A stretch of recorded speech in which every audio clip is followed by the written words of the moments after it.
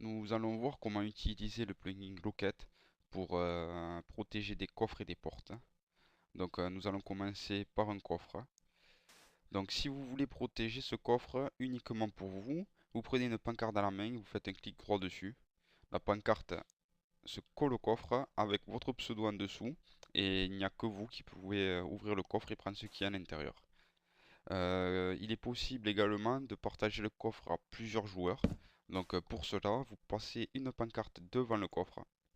Sur la première ligne, vous écrivez Private, entre crochets. La deuxième ligne, vous mettez rien, c'est votre pseudo qui va s'y inscrire. Et la troisième et quatrième ligne, vous pouvez soit rajouter un nom d'utilisateur, soit un groupe entier. Donc pour l'utilisateur, ben, c'est assez simple, vous avez juste qu'à mettre son pseudo. Ici, c'est un groupe, il faut le mettre entre crochets. Donc ici, nous allons autoriser le groupe membre à ouvrir le coffre. Voilà, et on met Done.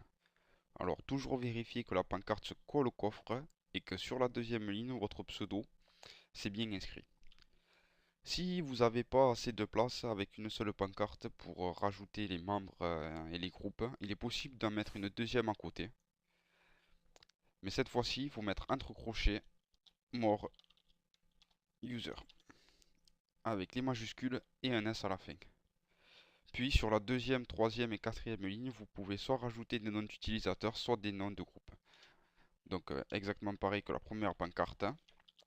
Tintin est un utilisateur et on va autoriser le groupe admin à ouvrir le coffre. Voilà, nous avons protégé le coffre et il n'y a que Tintin, Atlantis et Bob qui puissent ouvrir le coffre ainsi que le groupe admin et le groupe membre. Donc voilà pour les coffres. Nous allons maintenant voir pour les portes. Donc ce qui est bien avec ce plugin, c'est que même les portes en fer s'ouvrent normalement avec ce plugin. Alors placez une porte et juste en dessous mettez une pancarte. Entre crochets, vous écrivez Private.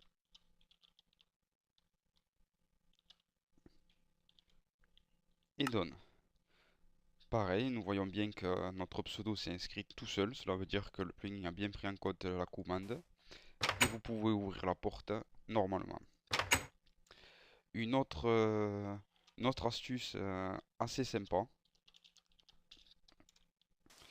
c'est si vous mettez deux portes, alors deux portes en fer ou deux portes en bois, c'est exactement pareil, et que vous mettez une pancarte en haut avec Private, voilà, pareil, Atlantis écrit en dessous. Si vous cliquez sur l'une des deux portes, les deux portes vont s'ouvrir.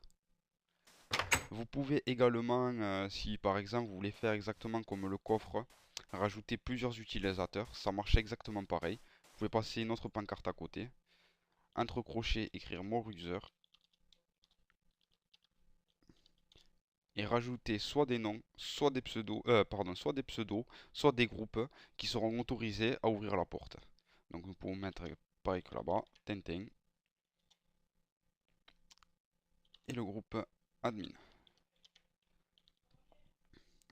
Voilà. Bon, je fais une petite faute, c'est pas grave.